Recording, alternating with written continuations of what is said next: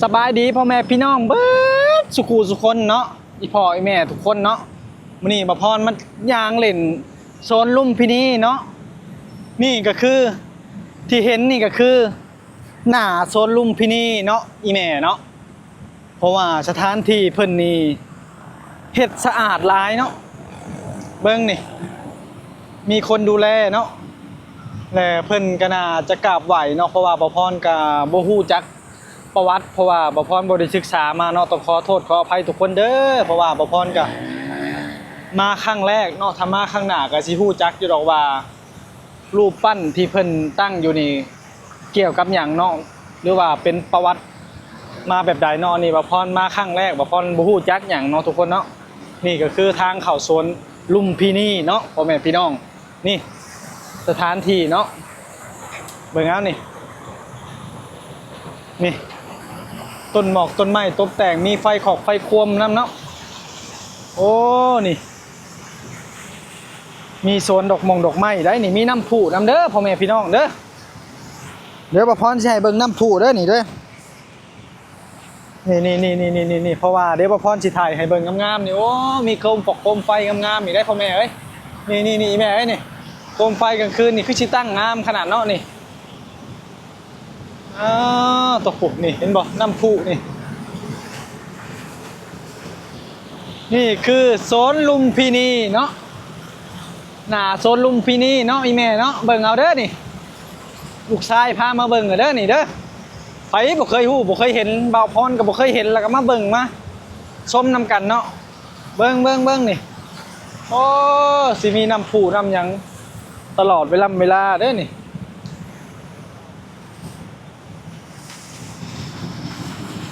เบิ่งแน่นี่โอ้สมัยงามหลายเนาะประเทศไทยนี่เนาะนี่เห็นว่าแม่นี่ที่มีน้ำพุเปิดตลอด24ชั่วโมงเนาะนี่เพิ่นก็สิเฮ็ดยังนี่เฮ็ดขอบแล้วก็ปลูกต้นไม้รอบงามๆโอ้ต้นไม้เพิ่นก็ตัดตกแต่งตลอด24ชั่วโมงได้นี่เนาะตัว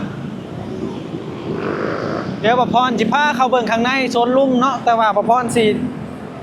พาเบิ่งข้างนอกก่อนนะนี่คือสถานที่หน้าโซนลุ่มพินีเนาะหน้าโซนลุ่มพินีนี่โอ้ยพี่น้องเอ้ยนี่มาเบิ่งเอาเด้อนี่เห็นบ่นี่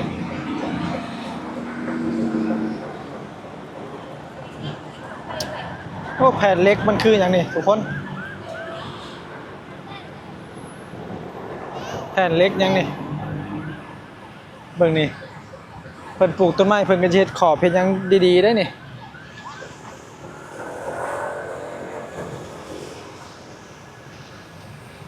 อ๋อสถานที่งามหลายทุกคนเลย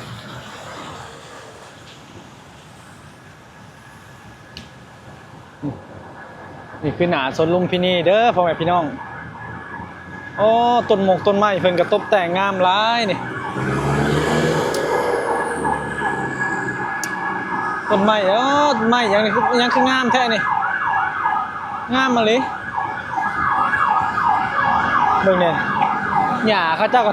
ตัดตกแต่งตลอดเนาะ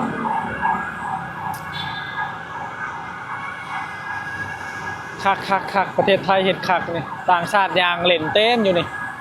พวกฝรั่งต่างชาติเนาะเป็นมาชมประเทศไทยเด้นี่เดี๋ยวบ่พรสิพาเข้าไปเบิ่งข้างในว่าข้างในเพิ่นมีหยังแน่เนาะพ่อแม่พี่น้องอันนี้ก็คือลานเนาะลานสถานที่เนาะให้คนมาถ่ายรูปได้เนาะทุกคนเนาะโอเคเนาะเดี๋ยวบ่พรสิพาเข้าไปชมข้างในว่ามีหยังแน่แต่ว่าบ่พรเห็นคนเข้าไปหลายได้ทุกคนได้เดี๋ยวบ่พรสิเข้าไปถ่ายข้างในให้เบิ่งเนาะนี่เด้อทุกคนเด้อนี่บ่พรกำลังชี้ย่างเข้าไปโซนเนาะนี่อ๋ออยู่นี่มีรถใต้ดินนำทุกคนนี่เบิ่งนี่โอ้ตัวเบิ่งตึกนะทุกคนตึกกำลังสร้างได้นี่เนาะ บ่พรกำลังชี้ย่างเขาโซนเนาะตอนนี้เนาะโอ้มีรถใต้ดินอยู่นี่น้ำนี่โอ้บ่พรบ่ฮู้เนาะมีรถใต้ดินนำเด้อทุกคนเด้ออยู่นี่เด้อนี่มีตัวฝรั่งถ่ายรูปนี่โอ้มานั่งเล่นนั่งถ่ายรูปอยู่นี่ก็ได้เด้อพ่อแม่พี่น้องเอ้ยนี่บ่พรตอนนี้บ่พรกำลังชี้ย่างเขาสวนเนาะนี่คือทางเข้าโซนลุมพินีเนาะทุกคนนี่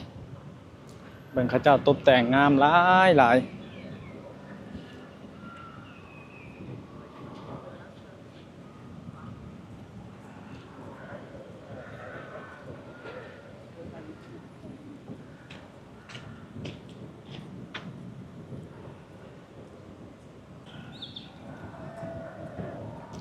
นี่เด้อทุกคนเด้อนี่ทางประตูเข้าโซนลุมพินีเด้อนี่เด้อนี่ก่อนจะเข้าโซนเฮาก็ต้องมาอ่านกฎระเบียบก่อนเนาะเพราะว่าเฮาอยู่ประเทศอื่นเนาะเฮาต้องรักษากฎระเบียบตามที่เขาให้มาเนาะทุกคน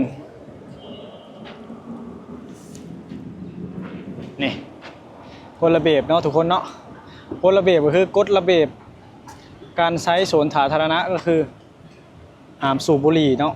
คือเขาห้ามเด็ดขาดเลยการสูบบุหรี่เนาะทุกคนห้ามดื่มสุราห้ามเล่นการพนันห้ามบินโดรนห้ามทำอนาจารเห็นเนาะทุกคนเป็นสิเขียนบอกไว้เลยว่าห้ามเฮ็ดนั่นเฮ็ดนี้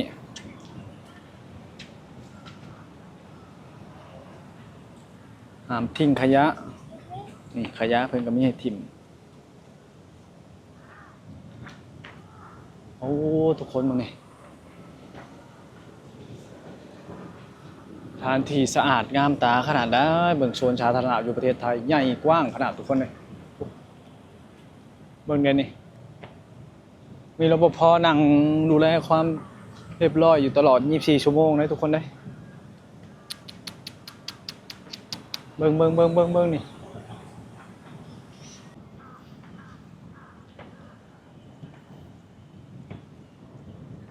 เฮ้ยมีกล้องวงจรติดนำอะไรทุกคนได้เพื่อจะใช้กล้องวงจรติดทุกมุมทุกอันนั้นในประเทศไทยเนาะนี่เห็นบ่นี่เมืองสถานที่เพิ่นเฮ็ดแต่ละอย่างมีแต่คักๆเห็นบ่นี่ทั้งขยะนี่เพิ่นสิมองเพิ่นสิปาไว้ทุก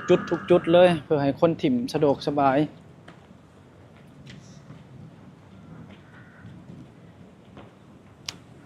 มีคนมานั่งเล่นนั่งเย็นมันก็เป็นแต่นั่งอยู่อากาศมันดีเนาะทุกคนอีกาชะบัดหลายแต่อีกาเต็มอยู่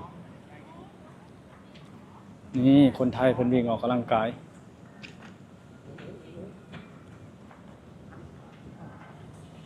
ต้นไม้มีแต่หางอีกาเต็มอยู่อ๋อดอกไม้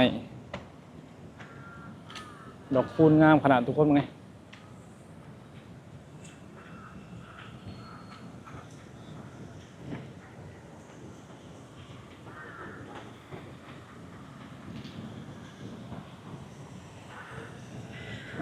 คนแล่นออกกำลังกายเต็มอยู่เบิ่งแด้นี่มึงเด้อประเทศไทยนี่มึงนี่มีน้ำพุโอ้คนขี่ยังน่ะคนปั่นยังน่ะทุกคนนี่ฮอดปั่นหันปั่นนี่เห็นบ่พุเต็มอยู่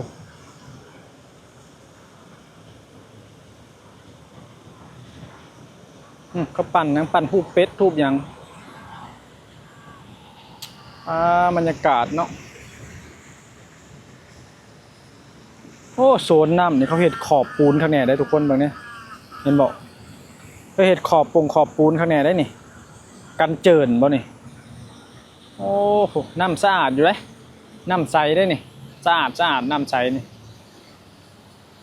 สะอาดดีน้ำสะอาดดีเขียวใสอิงติ่งอยู่เพราะว่าเพิ่นดูแลความสะอาดได้ดีเนาะ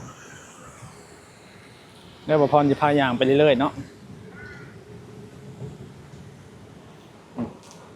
คนพาลูกพาหลานมาเล่นเนาะโอ้เขาเจ้าปั่นเป็ดปุ๊บ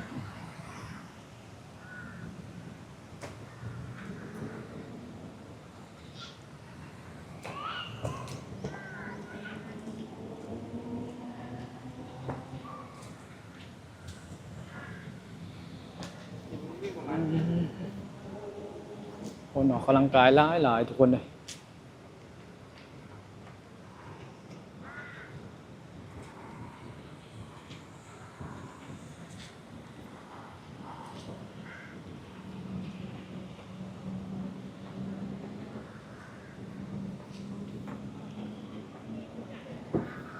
เบิ่งนี่แต่คนออกกำลังกายทุกคนเอ้ย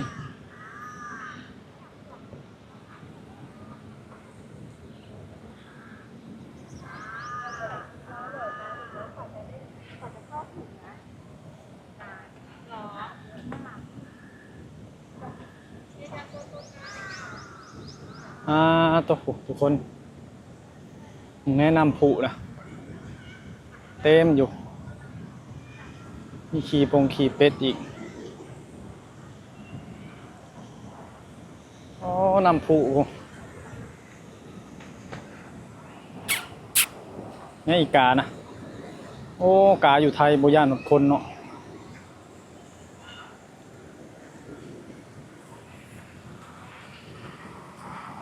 นี่ล่ะ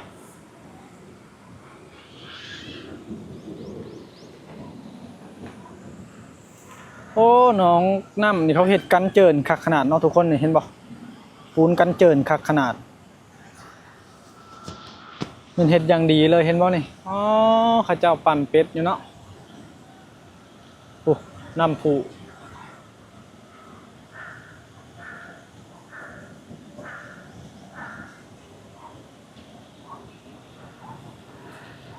บรรยากาศดีทุกคนเอ้ยเหมือนคนยางสะพานเต็มอยู่ฝรั่ง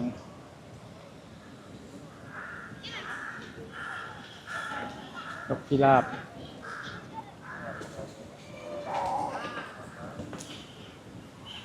หลายขนาด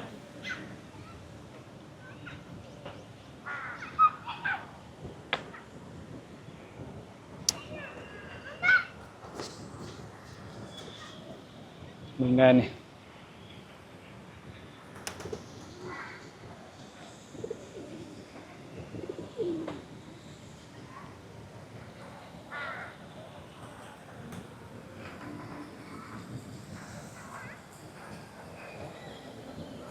เขาใส่เสื้อซูซี่ให้นำได้นี่เนาะหมุนอยู่ปึ๊บ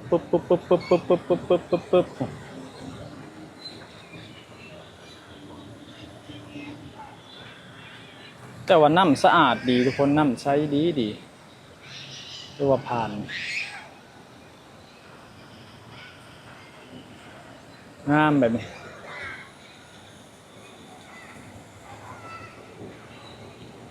นี่เบิ่งวิวได้ดิเนาะอยู่นี่ก็สิเป็นแบบว่าสะพานหรือว่าคัวขวามน้ำเนาะนี่ข้างหลังบ่พอนี่ก็สิมีต่างชาติเนาะเขาเจ้ามาชมวิวเนาะเห็นบ่ทุกคนไกลๆสิเป็นน้ำพุแล้วก็สิมีคนปั่นหยังเรือเป็ดเรือหยังนะทุกคนเนาะโอ้นี่เนาะประเทศไทยเนาะทุกคนน่าเที่ยวน่าเดินเล่นชมวิวได้ทุกคนเด้ถ้าผู้ใดมักมาเดินมาแล่นออกกำลังกายก็ได้เนาะโอ้นี่สถานที่สวนลุมพินีเนาะอากาศเย็นๆตอนค่ำทุกคนบรรยากาศดีได้ให้มาโอ้มึงเนี่ยน้ำยังครับเปิดน้ำผุน้ำอย่างมันเป็นอายน้ำขึ้นมาเนาะทุกคนพอเขามายืนอยู่สะพานเขาจะโดนไอ้อายน้ำมานี่เห็นบอกว่าพรนี่ที่ถืออายน้ำมาชี้เย็นๆทุกคน แต่ว่าน้ำก็สะอาดเนาะทำว่าสะอาดบอกกับใสเนาะน้ำใสสะอาดพอโอเคเนาะทุกคนบ่ได้ถึงขั้นว่าสกปรกอย่างเนาะนี่โอ้เนาะนี่เนาะโซนลุมพินีเนาะนี่มีคนแล่นออกกำลังกายหลายเด้อทุกคนนี่เบิ่งแนววิวนี่วิวงามๆเนาะทุกคนนี่เห็นบ่ไกลๆสิเป็นเขาเจ้าสิเปิดน้ำพุในกลางสระน้ำนะจะมีคนขี่เรือเป็ดไปมาบัดนี้